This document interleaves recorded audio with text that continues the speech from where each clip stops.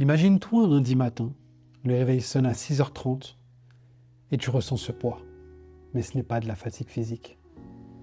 C'est quelque chose de plus profond. C'est le poids écrasant du fossé immense entre la vie que tu mènes aujourd'hui et celle que tu sais, au fond de toi, que tu devrais vivre. Tu te regardes dans le miroir et tu te demandes, est-ce que c'est vraiment ça ma vie? Ce sentiment, tu n'es pas le seul à le ressentir. 99% des gens s'habituent progressivement à ce poids. Ils finissent par l'ignorer, par le normaliser, par dire « c'est la vie ». Cette vidéo est pour le 1% qui refuse catégoriquement de faire cette compromission. Bienvenue, je m'appelle Jérém Nao et ce que tu vas voir aujourd'hui n'est pas une énième vidéo de productivité miracle ou de lève-toi à 5h du matin pour réussir. Non. C'est un plan d'action concret, basé sur des années de recherche en psychologie comportementale et validé par des centaines d'histoires de transformation réelles. La raison pour laquelle la plupart des rêves meurent avant même de naître est simple. Il s'agit d'un manque d'alignement au niveau des 3 piliers de l'être. Les gens essaient de construire leur vie en activant un seul levier à la fois, alors que le succès demande une synchronisation parfaite. Ma promesse pour toi aujourd'hui, à la fin de ces 20 minutes, tu auras une stratégie complète et applicable immédiatement pour aligner les 3 piliers fondamentaux qui séparent l'échec de la réussite, ton corps, ton âme et ton esprit. Et surtout, tu comprendras pourquoi le 3e pilier est celui où absolument tout le monde échoue. Alors reste jusqu'au bout, car je vais te partager un schéma que j'appelle le protocole des 72 heures. Et celui-ci va changer ta façon d'aborder tes objectifs pour toujours. Commençons par le premier pilier, l'âme. Pense à ton âme comme à l'architecte en chef de ta vie. Avant qu'un gratte-ciel ne soit construit, un architecte doit dessiner des plans détaillés, précis, millimètre par millimètre. Sans ce plan clair, les ouvriers sur le chantier ne peuvent rien construire de solide. Ils improvisent, ils font des erreurs coûteuses, et le bâtiment risque même de s'effondrer. C'est exactement ce qui arrive à 99% des gens. Ils naviguent dans le brouillard épais de la vie, sans savoir précisément ce qu'ils veulent. Et quand je dis précisément, je ne parle pas de souhaits vagues. Laisse-moi te poser une question. Si je te demande là, maintenant, de me décrire ta vie idéale dans 5 ans, combien de détails précis peux-tu me donner? La plupart des gens répondent des choses comme être heureux, être riche, avoir du succès ou voyager plus. Le problème, ce sont des destinations sans adresse. C'est comme si tu montais dans un taxi et que tu disais au chauffeur « Emmenez-moi quelque part de bien ». Il va te regarder bizarrement, sans savoir où aller. Ton cerveau réagit exactement de la même manière. Quand tu lui donnes un objectif flou, il reste en mode veille, en pilotage automatique. Les études en neurosciences montrent que quand tu visualises un objectif avec des détails précis et sensoriels, ton cerveau active les mêmes zones que si tu vivais déjà cette réalité. Ton système réticulaire commence à filtrer ton environnement pour repérer les opportunités qui correspondent à cette vision. C'est pour ça que les gens qui réussissent semblent avoir plus de chance. Mais ils ne sont pas plus chanceux. Leur cerveau est simplement programmé différemment parce qu'ils ont donné une adresse GPS ultra précise à leur architecte intérieur. Alors, comment transformer un souhait vague en une cible précise? Je vais te donner un exercice puissant que j'appelle l'architecture de la vie idéale. L'étape 1, le contexte temporel. Prends une feuille blanche ou un document vierge et écris en haut « Ma vie idéale dans 5 ans ». Pas un jour, pas bientôt, non. Une date exacte. Par exemple, le 30 septembre 2030. L'étape 2, les 7 dimensions. Maintenant, décris cette vie en répondant à ces 7 questions avec un maximum de détails. Comment te sens-tu physiquement et émotionnellement au réveil? Dans quel environnement te réveilles-tu? Et quelle est ta première pensée? Avec qui passes-tu ton temps? Qui sont les 5 personnes les plus importantes de ta vie? Et comment se sentent-elles en ta présence? Ton impact dans le monde? Quelle contribution concrète apportes-tu au monde? Comment améliores-tu la vie d'au moins une personne chaque jour? Dans quel domaine es-tu devenu excellent? Quelles compétences maîtrises-tu qui te différencient des autres? Par rapport à la liberté, à quoi ressemble ta journée type? Combien de temps passes-tu sur des choses que tu choisis vraiment? Dans la santé, comment prends-tu soin de ton corps et de ton énergie? Quelle est ton énergie quotidienne? Quelle est ta relation avec l'argent? Comment génères-tu la valeur et les revenus? L'étape 3, l'immersion sensorielle. Ferme les yeux et visualise cette journée type de ta vie idéale. Qu'est-ce que tu vois, entends, ressens, sens? Plus tu ajoutes de détails sensoriels, plus ton cerveau va considérer cette vision comme une destination réelle. Voilà ce qui se passe quand tu fais cet exercice sérieusement. Ton âme, ton architecte intérieur, a maintenant des plans clairs et détaillés, et ce n'est plus un projet abstrait, non. Ça devient un projet de construction, avec des spécifications précises. Mais attention, avoir des plans brillants ne suffit pas. Tu peux avoir les plus beaux plans architecturaux du monde, si tu n'as pas l'énergie, les matières premières et la volonté de lancer le chantier, ces plans resteront dans un tiroir. C'est là qu'intervient le deuxième pilier.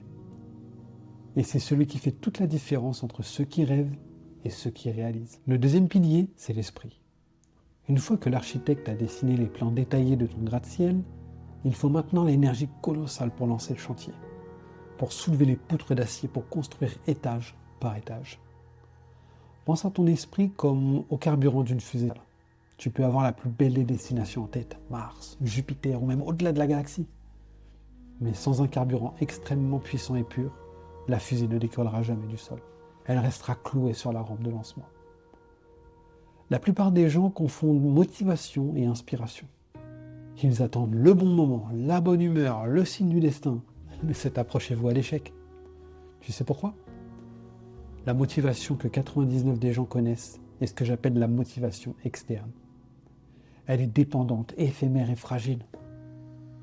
Elle dépend entre autres des résultats immédiats, le « je continue tant que ça marche », de la validation des autres, « je continue tant qu'on me félicite », de l'absence d'obstacles, « je continue tant que c'est facile ». Mais le problème, tu le connais, la vie n'est pas comme ça. Les résultats prennent du temps, les gens vont critiquer et les obstacles sont inévitables. Donc, cette motivation externe s'épuise rapidement, généralement quelques semaines maximum. La vraie motivation, celle qui crée le succès durable, c'est ce que j'appelle la motivation identitaire. Elle est inébranlable parce qu'elle ne dépend pas de facteurs externes, non. Elle est connectée à ton identité profonde, à qui tu es au niveau de ton ADN. Alors la question n'est plus comment rester motivé, mais qui dois-je devenir pour que cette action devienne naturelle, automatique, comme une évidence? Laisse-moi te raconter une histoire qui illustre parfaitement ce concept. Il y a 2 ans, j'ai rencontré Marc. Marc était un avocat brillant, dans un grand cabinet parisien, diplômé des meilleures écoles et bien payé. Sur le papier, le succès était complet, mais intérieurement, il se sentait vide, comme mort à l'intérieur. Chaque lundi était une torture. Sa vision était claire, le premier pilier validé. Il voulait quitter le cabinet et créer une association pour aider les jeunes de quartiers défavorisés à accéder à l'éducation. Les plans étaient dessinés dans sa tête depuis des années, mais il ne passait jamais à l'action. Pourquoi? Parce que son esprit manquait du bon carburant. Il avait des pourquoi superficiels. Je veux aider les gens, trop vague. Je veux me sentir utile, trop abstrait. Ou encore je veux faire quelque chose de bien, beaucoup trop générique. Ces pourquoi superficiels ne créent pas assez d'énergie pour vaincre la peur massive de quitter son salaire confortable et son statut social. Alors, ensemble, nous avons fait un travail profond pour trouver son vrai carburant. Nous avons exploré son histoire personnelle, ses blessures, ses moments de joie pure. Et nous avons découvert quelque chose de puissant. Quand Marc avait 14 ans, son meilleur ami Benjamin, issu d'une famille plus modeste, était brillant en maths. Mais ses parents ne pouvaient pas payer ses cours particuliers, qui étaient pourtant nécessaires pour le faire progresser. Marc avait pris l'initiative spontanée de l'aider gratuitement, plusieurs heures par semaine pendant 2 ans. Benjamin avait fini par intégrer une grande école d'ingénieur. Des années plus tard, Benjamin avait envoyé une lettre à Marc. Et dans cette lettre, il écrivait « Tu as changé la trajectoire entière de ma vie. Je ne serai pas là sans toi. Tu m'as montré qu'il existait des gens qui croyaient en moi. » En relisant cette lettre, Marc s'est effondré en larmes. Il venait de se reconnecter avec son vrai carburant. Cette joie profonde, viscérale d'allumer une étincelle dans les yeux d'un jeune qui pense que tout le monde est contre lui, que le monde n'est pas fait pour lui. Ce moment a tout changé pour Marc. Son pourquoi n'était plus une idée abstraite. C'était une expérience émotionnelle gravée dans sa chair, dans sa mémoire, dans son identité. Voilà le schéma que nous avons utilisé et que tu peux appliquer toi-même. Les 5 pourquoi en profondeur. Prends ton objectif principal et pose-toi la question pourquoi 5 fois de suite. On va faire un exemple. Pourquoi je veux créer cette association? Pour aider les jeunes. Mais pourquoi je veux aider les jeunes? Parce que je pense qu'ils méritent d'avoir des chances. Pourquoi est-ce si important pour moi? Parce que j'ai vu l'injustice de près. Et pourquoi cette injustice m'a touché? Parce que j'ai vécu la joie d'aider. Pourquoi cette joie est-elle si importante? Parce que c'est le seul moment où je me suis senti pleinement vivant et aligné avec qui je suis vraiment. Là, tu touches le vrai carburant. Ce n'est plus une raison, c'est une évidence identitaire. Maintenant, je veux aborder quelque chose de plus profond. Quelque chose que la plupart des vidéos de développement personnel évitent soigneusement. La dimension spirituelle de ton pourquoi. Et attention, quand je parle de spiritualité, je ne parle pas forcément de religion. Je parle de cette connexion à quelque chose de plus grand que toi. Tu sais, cette sensation d'être un maillon dans une chaîne qui te dépasse. Voici une vérité que j'ai observée chez toutes les personnes qui ont réussi des transformations majeures. Leur motivation n'est pas seulement d'un désir personnel, mais d'un sentiment de mission, d'appel, de contribution à quelque chose de plus vaste. Pour Marc, le déclic final est arrivé lors d'une méditation silencieuse qu'il faisait le dimanche matin. Dans ce silence, une question a émergé spontanément. Et si ma vie n'était pas à moi? Et si j'avais reçu ces talents, ces opportunités, cette éducation privilégiée, non pas pour mon confort personnel, mais pour servir d'instrument? Cette pensée l'a bouleversé. Soudain, créer son association n'était plus juste un projet personnel. C'était répondre à un appel. C'était honorer les opportunités qu'il avait reçues en les transmettant. C'était devenir un pont entre les deux mondes. Il existe 3 niveaux de connexion spirituelle à ton pourquoi. Le niveau 1, c'est la gratitude. Tu reconnais que tu n'es pas parti de zéro. Tu as bénéficié d'aide, de chance, de mentors, de moments de grâce. Cette gratitude crée une dette positive. Tu veux rendre au monde ce que tu as reçu. Niveau 2, l'héritage. Tu prends conscience que ta vie s'inscrit dans une lignée. Avant toi, d'autres ont construit, et après toi, d'autres continueront de construire.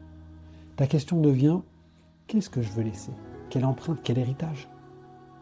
Et le niveau 3, la transcendance. Tu ressens que ton action te connecte à quelque chose d'universel, que certains appellent Dieu ou l'univers ou simplement l'humanité.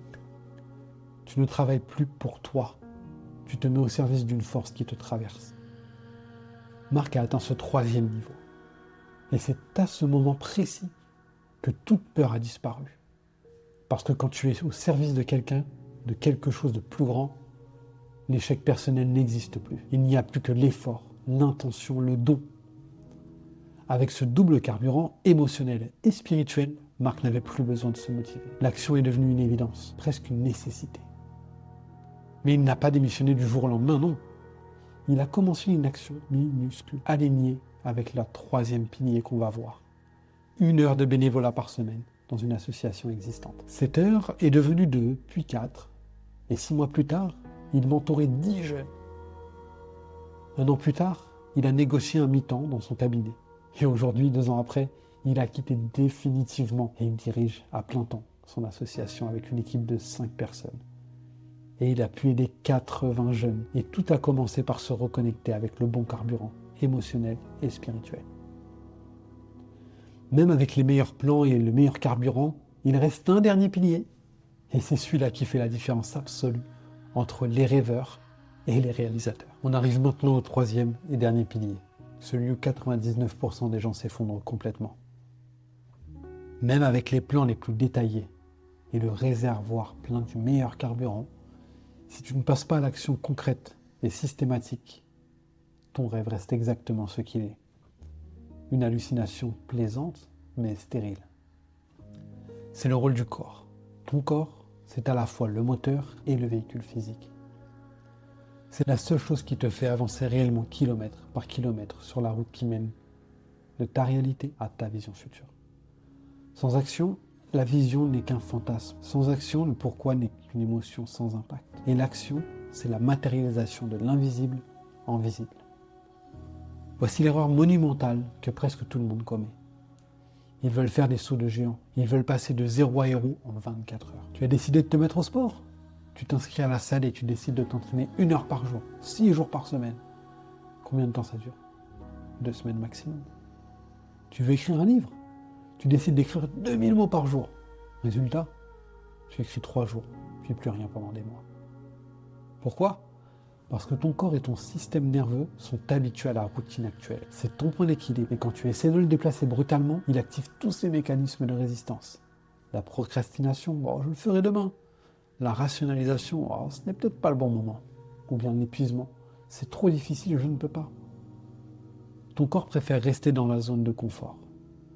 La discipline des micro-actions. Et l'outil le plus puissant que je connaisse, c'est la règle des 2 minutes, popularisée par James Clear dans son livre Atomic Habits. Le principe est d'une simplicité désarmante. Quelle que soit la tâche qui te rapproche de ton rêve, réduis-la à quelque chose que tu peux faire en moins de 2 minutes. Pas 2 heures, pas 20 minutes, 2 minutes maximum. Quelques exemples concrets. Lire 30 pages devient lire une seule page. Aller à la salle de sport devient mettre mes chaussures de sport. Écrire 1000 mots se transforme en écrire une phrase. Le fameux « je vais méditer » devient respirer profondément 5 fois. Ou encore au niveau business, créer mon entreprise devient écrire une ligne de mon business plan. Ça peut sembler ridicule et c'est exactement le but. Le but n'est pas le résultat immédiat. Le but est de construire l'habitude neurologique de l'action. De passer du mode « je pense à le faire » au mode « je le fais ». Voici ce qui se passe dans ton cerveau quand l'action est réduite à 2 minutes. La résistance mentale est tellement faible qu'il devient presque impossible de dire non. Est-ce que tu peux trouver une excuse crédible pour ne pas mettre tes chaussures de sport? Bien sûr que non, c'est absurde. Mais voici la magie. Une fois que tu as mis tes chaussures, dans 80% des cas, tu vas continuer. Tu vas faire quelques exercices et parfois même une séance complète. Pourquoi? Parce que la partie la plus difficile n'est pas l'action elle-même, c'est le démarrage. C'est vaincre l'inertie initiale. C'est exactement comme pousser une voiture en panne. Les premiers mètres demandent un effort colossal. Mais une fois que la voiture est en mouvement, maintenir le mouvement demande beaucoup moins d'énergie. En rendant l'action initiale ridiculement simple, tu pirates littéralement ton propre système de procrastination. Dernier point crucial sur le pilier du corps, un moteur, même le plus performant, a besoin d'entretien constant. Tu ne peux pas négliger les fondamentaux. Dors 7 à 8 heures non négociables, parce que la privation de sommeil détruit ta volonté et ta clarté mentale. Mange bien, ton cerveau consomme 20% de ton énergie. Si tu le nourris de malbouffe, tu auras les performances de malbouffe. Et le physique, 20 à 30 minutes de mouvement par jour minimum. Pas pour l'esthétique, mais parce que l'exercice libère les neurochimiques qui créent la motivation et la clarté. Ignorer ces 3 piliers fondamentaux, c'est comme essayer de gagner une course de Formule 1 avec une voiture dont tu ne changes jamais l'huile. Ça ne fonctionne pas. Récapitulons. Si tu veux faire partie du 1% qui ne se contente pas de rêver, mais qui réalise concrètement ses ambitions, tu dois absolument aligner ces 3 piliers en parfaite synchronisation. Le pilier 1, l'âme, qui crée une vision claire, ultra détaillée de ta destination en utilisant les 7 dimensions, afin de transformer le brouillard en une carte GPS précise que ton cerveau peut suivre. Pilier 2, l'esprit, identifie ton pourquoi profond en utilisant la méthode des 5 pourquoi. Comme ça, tu seras reconnecté avec une expérience émotionnelle et identitaire qui crée un carburant inépuisable. Développer une connexion spirituelle avec la gratitude, l'héritage et la transcendance. Le pilier 3, le corps, maîtrise la discipline des micro-actions avec la règle des 2 minutes. entretient le moteur avec le sommeil, la nutrition et les exercices. Ces 3 piliers ne fonctionnent pas de manière isolée. Ils sont interdépendants. L'un sans l'autre crée un déséquilibre qui mène à l'échec. Maintenant, je vais te donner le schéma final qui va transformer cette théorie en résultat tangible. Je l'appelle le protocole des 72 heures. Voici la règle. Quand tu prends une décision importante, quand tu identifies un objectif aligné avec ta vision, tu as exactement 72 heures, ce qui représente 3 jours, pour passer à une action physique concrète et mesurable. Pas une action mentale comme y réfléchir ou faire une recherche. Une action qui change quelque chose dans le monde réel. Pourquoi 72 heures ? Parce que les recherches en psychologie comportementale montrent que passé ce délai, la probabilité que tu passes à l'action chute de 80%. Ton cerveau rationalise, trouve des excuses et l'élan initial disparaît. Identifie ton plus grand rêve en ce moment, celui qui te fait vibrer, mais que tu repousses depuis trop longtemps. Maintenant, identifie la plus petite action possible, faisable, en moins de 2 minutes. Une seule action. Et fais-la. Pas demain, pas ce soir. Maintenant. Mets cette vidéo en pause et fais-la. Parce que c'est ça, la vraie différence entre les 99% et le 1%. Les 99% regardent, s'inspirent, hochent la tête et retournent à leur vie. Le 1% agit immédiatement, même de manière minuscule. Alors si cette vidéo t'a apporté de la valeur réelle, montre-le en cliquant sur le bouton j'aime, ça aide énormément l'algorithme et ça permet à d'autres personnes de découvrir ce message. Maintenant, la question du jour, quel est le premier pilier sur lequel tu vas te concentrer ? L'âme, l'esprit ou le corps ? Écris-le dans les commentaires. Mais j'aimerais aller plus loin. Juste après avoir fermé cette vidéo, fais ton action de 2 minutes, celle que tu viens d'identifier, et reviens écrire « c'est fait » en commentaire, avec une phrase sur ce que tu as fait. Faisons de cet espace commentaire le point de départ de milliers de transformations. La tienne commence maintenant, pas demain, maintenant. Merci d'avoir été là et d'avoir regardé jusqu'au bout. On se retrouve dans la prochaine vidéo. C'était Jérém Nao, et n'oublie pas, tu es exactement là où tu es censé être. Peace.